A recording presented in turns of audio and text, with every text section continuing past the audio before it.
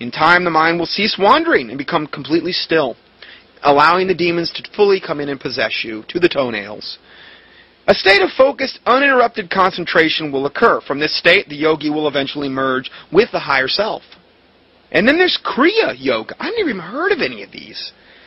But understand, all these are on equal footing with one another. So you can go, like I said, and you participate with this. Look at what you're yoking yourself up with here. Kriya Yoga, or Babaji's Kriya Yoga, is a scientific art of the perfect God-truth union and self-realization. God-lie union, they should say. The great master of India, Babaji Nagaraj, revived it as a synthesis of ancient teachings of the 18 Siddha tradition. Kriya Yoga claims to bring about an integrated transformation of the individual in all 5 planes of existence. Physical, vital, mental, intellectual, spiritual. It includes 144 techniques or kriyas grouped into 5 phases or branches. This is just unbelievable. Kriya Hatha Yoga, which includes physical postures and relaxation, muscular locks, gestures, which bring about greater health. Blah, blah, blah. Then Kriya Kundalini Pranayama. Wow. Now that's a mouthful. Kriya Kundalini Pranayama. Sounds like an ice cream flavor or something. I don't know. Rooty Tooty Fresh and Fruity. The potential technique is a powerful breathing exercise to awaken a powerful latent energy and circulate it through the 7 principal chakras. It awakens their corresponding physical states and makes one a dynamo on all 5 planes of existence. Again, where do I sign up? I mean, sounds great. And then there's the Kriya Dhyana Yoga. Meditation, scientific art of mastering the mind, cleanse the subconscious, brings about a breathless state of communion with God. And then there's the Kriya Mantra Yoga, the mental repetition of subtle sounds to awaken the intuition, the intellect, the chakras. The mantra becomes a substitute for the eye-centered chatter. It facilitates the accumulation of a great amount of energy. What it's doing is it's witchcraft. Now, the Bible says to avoid vain repetition in prayer, but they encourage it. This also leaves out the rosary beads of the Catholic Church, which is vain repetition. You know, Jesus said, they think they'll hear me by their vain repetition and their much speaking. It doesn't impress Jesus Christ. But you know, where the Catholics got their rosary beads was from the Hindu prayer beads. That's where they originated from. Because the Hindus are all about that vain repetition prayer. You know, so that's where that all came from. And then there's the Kriya Bhakti Yogi, devotional activities and service to awaken the pure, divine, universal love and spiritual bliss.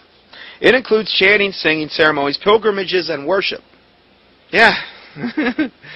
There's something for everybody here. So if someone's interested in physical exercises that are designed to help one's body, he should not practice yoga, which is designed to induce spiritual death and teaches how to reach this state of consciousness where one gets a better reincarnation. Yeah, I moved up on the karma wheel today. Even the physical positions in yoga come right out of the Hindu scriptures. They are designed to put one into a state of consciousness where you imagine that you are God. Therefore, Christians who think they're getting relaxation and or exercise are really getting Hinduism. They think they're getting science, but they're getting religion. And they're getting devils. They're getting a nice big load of devils imparted into them. It is mislabeled and it's dangerous. John Weldon and Clifford Wilson wrote the book Occult Shock and Psychic Forces, that yoga is really pure occultism. Hans Ulrich Riker, in his book The Yoga of Light, also warns that misunderstanding the true nature of yoga can mean death or insanity. Another little-known fact is that virtually every major guru in India has issued warnings similar to these, saying deep breathing techniques such as the ones taught in yoga are a time-honored method for entering into altered states of consciousness and for developing the so-called psychic power. Note, yoga is one of the basic means of reaching the altered state of consciousness, and altered state is the doorway of the occult. Sir John Achilles, who is the Nobel Prize winner for his research on the brain, said the brain is a machine that a ghost can operate. In a normal state of consciousness, one's own spirit fires off the neurons in the brain and operates his body. we are spirits connected with the body. But in an altered state, reached under drugs, yoga, hypnosis, etc., this passive but alert state, the connection between spirit and brain is loosened. That allows another spirit to interpose itself to begin to fire off the neurons in the brain and create an entire universe of illusion. You've then opened yourself up. It's called sorcery. People are literally teaching themselves how to be demonized and possessed, all in the name of developing one's full potential.